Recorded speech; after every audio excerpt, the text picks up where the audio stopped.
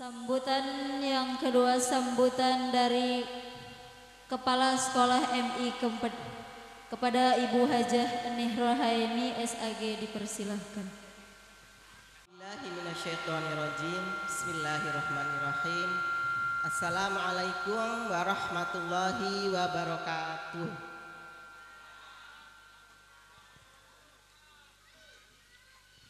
Alhamdulillahi nahmaduhu wa nasta'inuhu wa nastaghfiruh wa na'udzubillahi min sururi anfusina wa min syai'ati a'malina may yahdillahu fala mudhillalah wa ma yudlilhu fala hadiyalah. Asyhadu an la ilaha illallah wahdahu la syarikalah wa asyhadu anna Muhammadan abduhu wa rasuluh. Rabbis rohli sodri wa yassirli amri wahlul 'uqdatam min lisani yafqahu qawli. Amma ba'du. Yang pertama dan paling utama, marilah kita bersama-sama memanjatkan puja dan puji syukur kehadirat Allah Subhanahu wa Ta'ala yang telah banyak melimpahkan rahmat, nikmat serta karunia-Nya kepada kita semua, terutama nikmat iman, nikmat Islam dan nikmat sehat. Syukur alhamdulillah dengan kita diberi kesehatan pada hari ini, Bapak dan Ibu, kami dapat berkumpul di halaman Masjid Pondok Pesantren Izzatul Quran yang insya Allah penuh barokah. Yang saya hormati Ketua Panitia Penyelenggara dan anggotanya, dan yang saya hormati pengurus yayasan semuanya, dan yang saya hormati Bapak Ibu para undangan yang telah hadir di sini, juga yang saya banggakan santriwan santriwati Pondok Pesantren Izzatul Quran yang soleh dan solihah.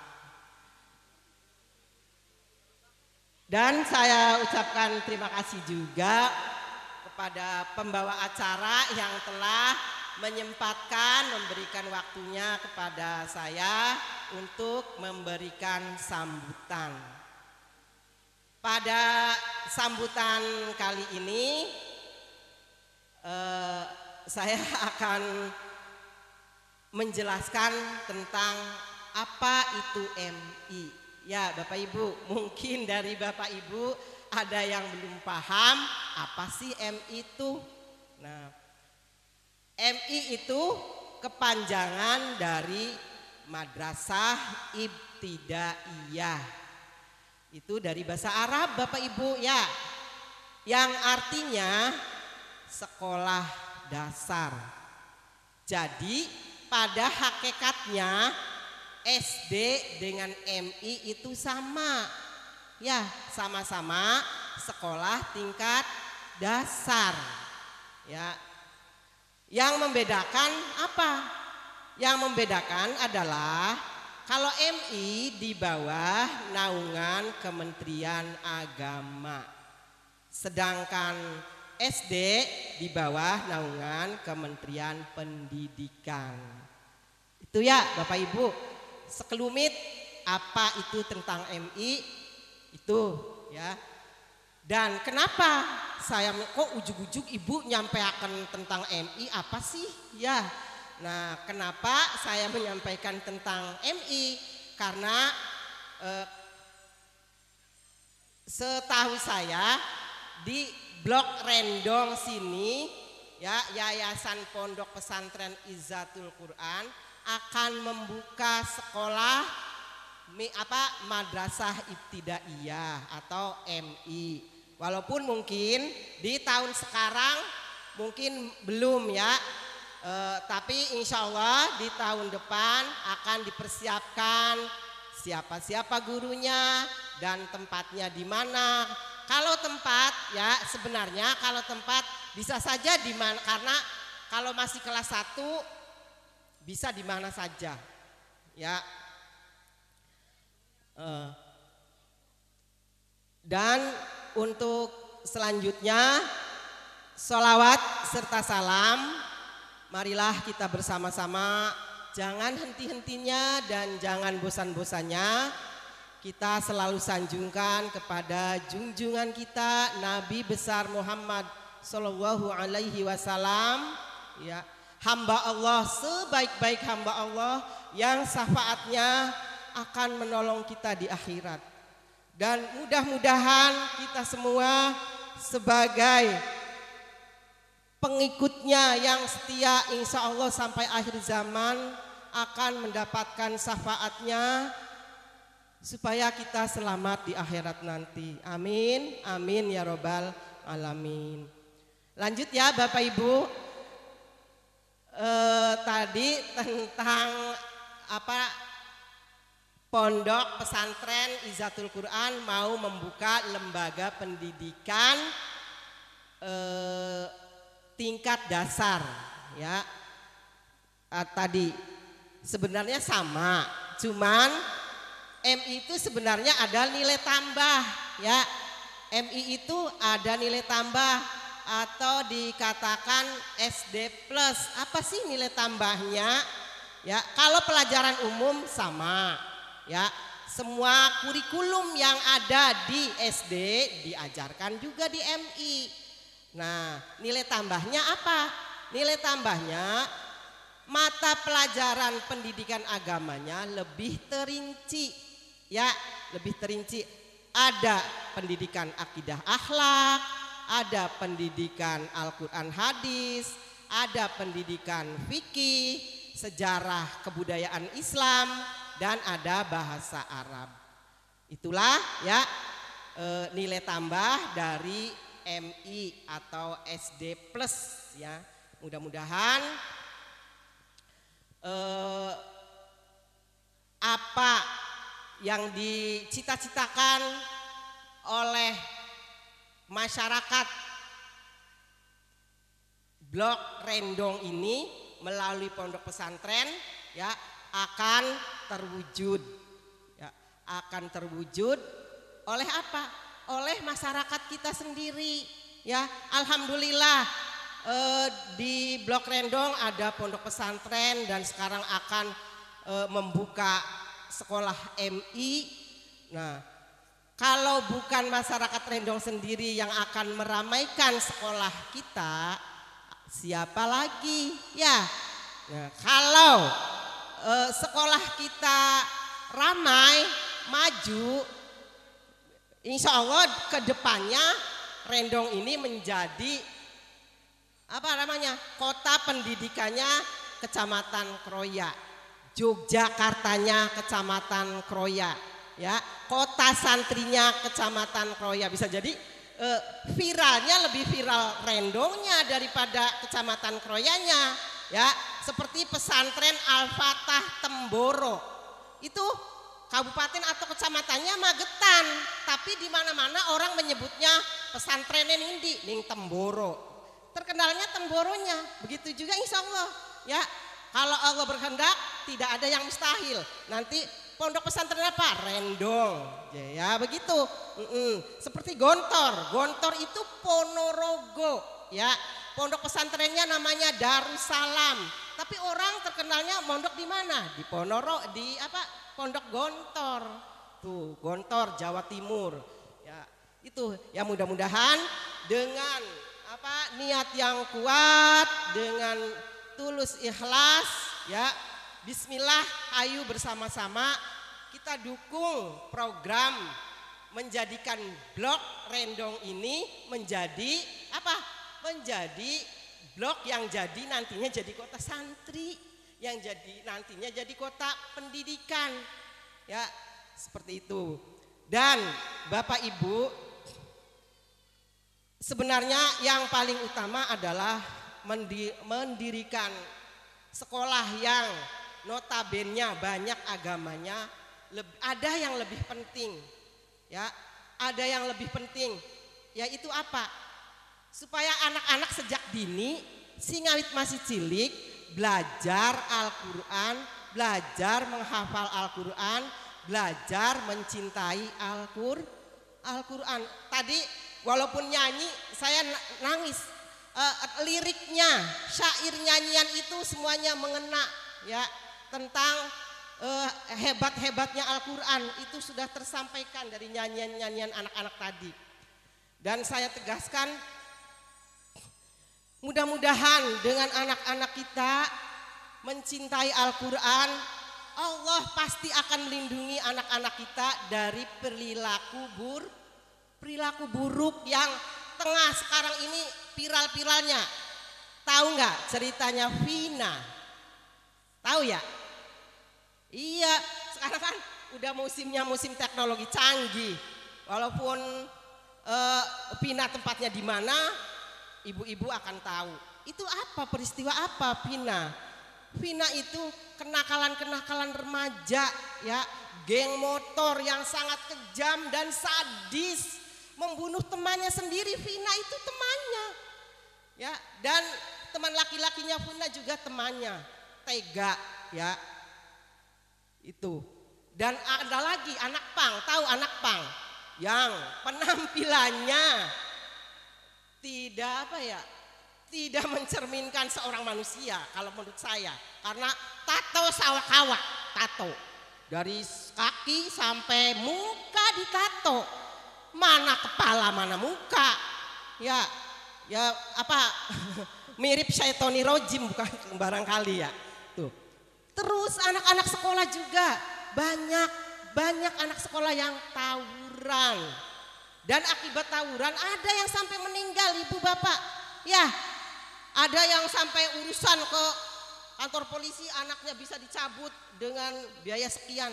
Mohon maaf, ya itu. Jangan sampai kita bapak ibu mempunyai anak yang seperti saya sebutkan tadi. Na'udzubillah min zalik, ya. Na'udzubillah min zalik, ya. Anak-anak yang begitu itu sangat membuat orang tuanya sedih dan meresahkan masyarakat, bisa nulari batur-bature ora bener. Jangan sampai. Dan sekali lagi nih, makanya ayo kita bersama-sama menyekolahkan anak, menitipkan pendidikan anak-anak itu ke pendidikan yang banyak agamanya, yang mendalami, belajar, mempelajari, menghafal Al-Quran, ya. Kehebatan Al-Quran itu sangat dahsyat, ya. Allah melalui Al-Qurannya sangat dahsyat, seperti dalam Al-Quran surat Ar-Ra'du ayat 31, ya. A'udzubillahi minasyaitonirrajim. Walau anna Qur'anan suirat bihil jibalu au kutiat bihil ardu au kulima bihil mauta balillahil amru jami'an. Shadaqallahul azim. Yang artinya sekiranya ada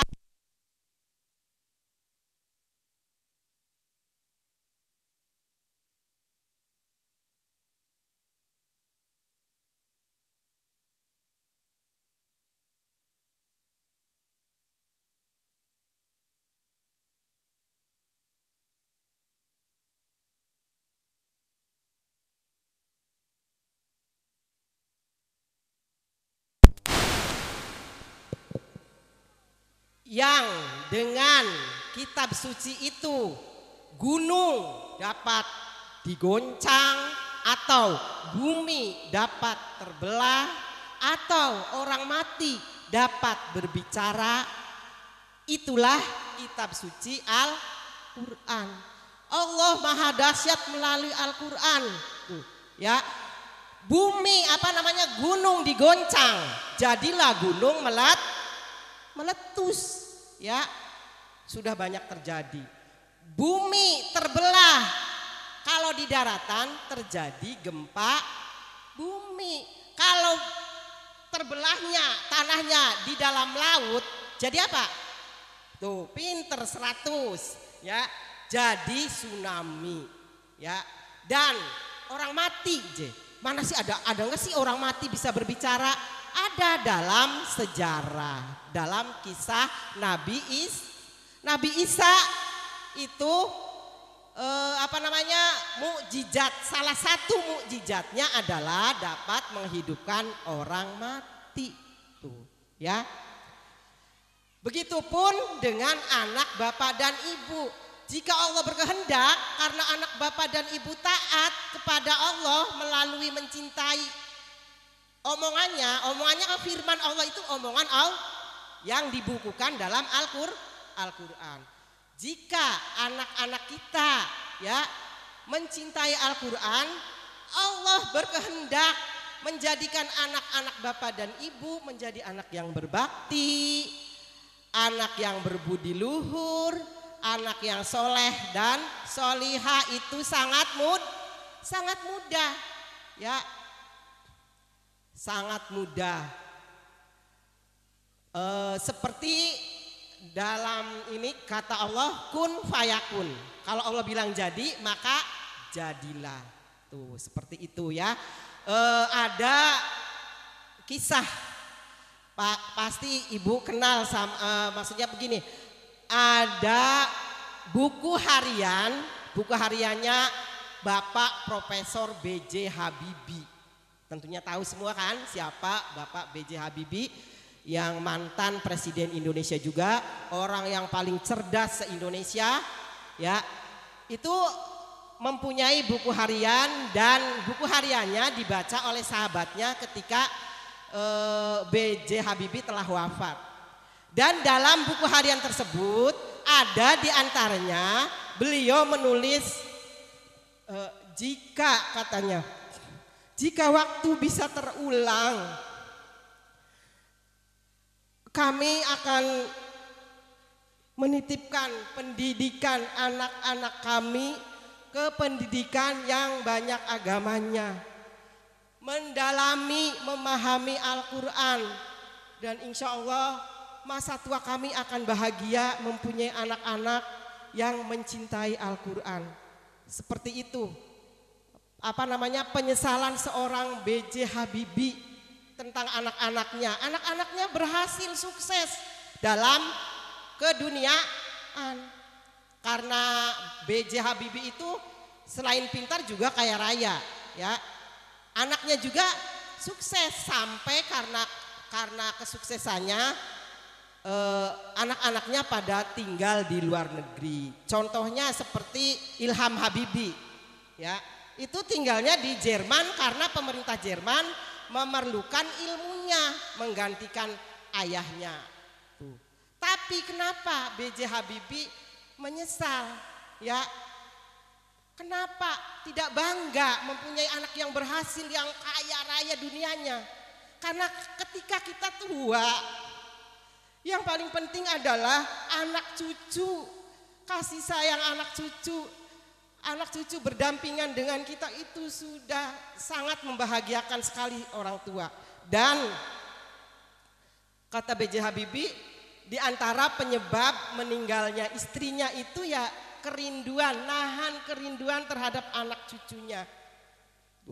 Ya, jadi dengan mempelajari, dengan menghafal Al-Quran, dengan berusaha mencintai Al-Quran, juga itu termasuk anak-anak bapak dan ibu, termasuk bapak dan ibunya berarti mengejar akhirat. Dalam surat Asy-Syura ayat 20 ya, yang isi kandungan artinya ini begini. Isi kandungannya bukan artinya ya. Jadi maksud penjelasan dari arti tersebut, kejarlah akhiratmu dan duniamu akan mengikutimu. Jika kita mengejar dunia, Allah akan memberi sebagian saja dari dunia itu dan akhiratnya tidak akan kan banyak sekali pengalaman ya Bapak Ibu ya, orang yang demi mengejar dunia, selalu dunia ambisi ya, apa menggebu-gebu mengejar dunia dengan meninggalkan perintah agama. Tapi apa jadinya? Tidak sedikit yang sampai meninggal dunia, dunianya ya segitu-gitu aja ya, tiwas mah akhiratnya nggak dapet tuh ya. Tapi kata Allah, kalau yang mengejar akhirat itu dunia akan ngintil ya. Kemarin saya mengantar ponakan mondok di Babakan. Kiaiku sugi-sugi.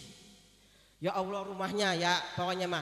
Padahal berapa sih ini bayar makannya berapa? 350. Iya, kan ya bayar ininya aja nasi ya, kalau lauk beli sendiri. Tapi karena keberkahannya ya alhamdulillah rata-rata lah. Kata adik saya Udin Wahyudin, rata-rata mi kiaiku sugi-sugi je. Ya Allah Subhanahu wa taala Maha Pemurah karena menghidupkan agama Allah. Tuh seperti itu ya. Jadi Bapak Ibu, sekali lagi kita masyarakat Rendong mumpung ada yang mencetuskan, ada yang mempelopori ya, menginginkan masyarakat Rendong maju dalam bidang pendidikan dan maju dalam bidang agama. Hayo kita dukung bersama-sama, saling bahu membahu di mana kekurangannya ya. Kalau ada misalkan Bapak Ibu yang anaknya basic pendidikannya bisa ngajar ya, misalnya S1 dari PGSD, S1 dari PGMI, boleh ditarik ke sini untuk mengajar. Dan kelebihan kalau baru mendirikan sekolah, ayolah saat Pak boleh boleh dicoba. Siswa yang kelas 1-nya misalkan ada 50, dengan siswa yang kelas 1-nya cuma ada 15. Ya insya Allah yang kelas 1-nya ada 15, ketelatenan kabeh. Insya Allah naik kelas 2 tuh sudah pada bisa membaca, karena ya wong anaknya setitik karo wong anaknya akeh pada baik ya, bisa keawasan, bisa ketelatenan, dibelajari bacae ya, dibelajari baca ikroe, seperti itu ya. Mungkin itu saja sambutan yang panjang lebar, mohon maaf ya. Mohon maaf jika ada kata-kata yang kurang berkenan. Saya akhiri, wabillahi taufik wal hidayah. Wassalamualaikum warahmatullahi wabarakatuh.